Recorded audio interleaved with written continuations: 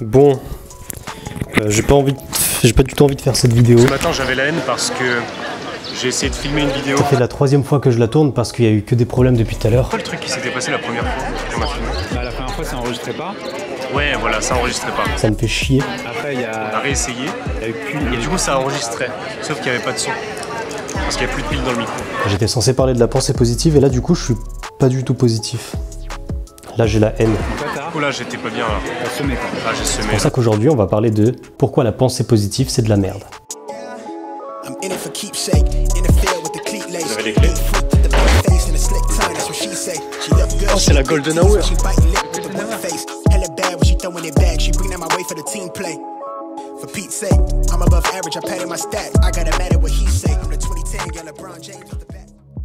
La pensée positive, c'est un concept de développement personnel qui dit qu'il faudrait penser plus positivement pour attirer à nous des choses plus positives et aussi pour améliorer son bien-être général. Et moi, je suis pas trop d'accord avec ça. Je suis pas trop d'accord avec ça parce qu'il y a beaucoup trop de pièges dans lesquels on peut tomber lorsqu'on essaye d'être positif tout le temps. Le premier, c'est lorsqu'on met comme critère dans notre tête qu'on devrait tout le temps être positif, qu'on devrait tout le temps se sentir bien. On rentre dans une boucle, dans un cercle vicieux, dans lequel on s'est mis un critère. On s'est mis un critère pour pouvoir s'aimer. Le critère, c'est « je m'aime quand je suis positif ». Et donc, on ne peut pas tout le temps être positif dans la vie, il arrive des trucs négatifs, comme moi tout de suite avec la caméra. C'est un petit truc en soi, c'est rien.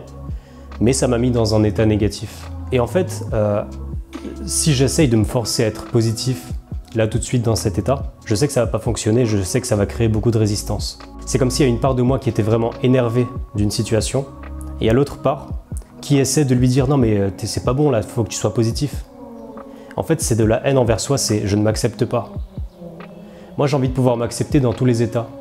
J'ai envie de pouvoir m'accepter quand je suis positif et quand je suis négatif. J'ai pas envie de devoir avoir un critère pour pouvoir m'accepter, un critère pour pouvoir m'aimer. Le concept du « comment tu te sens aujourd'hui ». Juliette, comment tu te sens aujourd'hui? Bien. Ah, encore mieux, j'ai mon verre de vin qui arrive. C'est pour que tu goûtes genre? Ouais.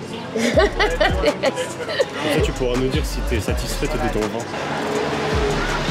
Avoue, même si ça n'avait pas été bon, t'aurais dit oui quand même. Salut. Comment tu te sens aujourd'hui? Écoute, je me sentais pas très bien ce matin. Après je me suis senti mieux, après je me suis senti beaucoup mieux. Là je me sens faible. J'ai l'impression qu'on a tout donné là.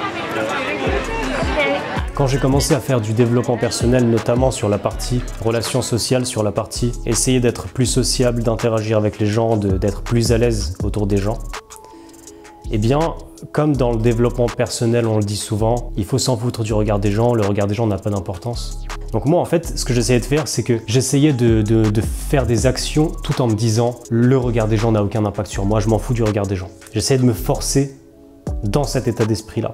Et en fait, ça marchait pas, je rencontrais énormément de résistance. Quand je me retrouvais dans une situation sociale dans laquelle j'étais pas forcément à l'aise, j'étais peut-être un peu timide, j'avais un peu du mal à m'exprimer, parce que effectivement, le regard des gens avait un impact sur moi. Et moi, j'essayais de me convaincre super fort que c'était pas vrai, que le regard des gens, je m'en fous. Et en fait, au bout d'un moment, je me suis rendu compte que j'étais complètement dans le déni. J'essaie de me rentrer cette pensée soi-disant positive dans la tête. Et le seul impact que ça a, c'est que je me déteste encore plus, je me sens encore plus coupable parce que je n'arrive pas à atteindre ce critère de m'en foutre du regard des gens. Donc à chaque fois que je suis dans une situation sociale dans laquelle je suis pas à l'aise, le critère pour que je puisse m'aimer, m'accepter n'est pas rempli. Vu que je ne m'accepte que lorsque je m'en fous du regard des gens. Au bout d'un moment, en fait, je me suis dit non mais c'est pas vrai ce que je suis en train de me dire. Je me suis dit ok, bah c'est ma vérité. C'est ce que je ressens. Je peux pas me battre contre ça. Donc c'est ma vérité. Moi je suis un gars qui a peur du regard des gens. Et c'est à partir du moment où j'ai accepté ça que justement, cette part de moi qui a peur du regard des gens, elle s'est sentie acceptée par moi. Ça lui a permis de se relâcher. Et maintenant en fait, sans même faire d'efforts, j'ai de moins en moins peur du regard des gens, je suis de moins en moins impacté par ça. Parce que je sais que, peu importe ce qui arrive, je m'accepte, j'accepte toutes les parts de moi et je m'aime dans toutes les situations. Est-ce que tu as l'impression d'avoir combattu des difficultés? Ouais. J'étais dans un état négatif, mais j'avais envie de rester dans cet état. J'avais pas envie d'être positif. J'ai envie d'être négatif à ce moment-là. C'était ça que je voulais. Et du coup, j'ai commencé la vidéo en étant négatif.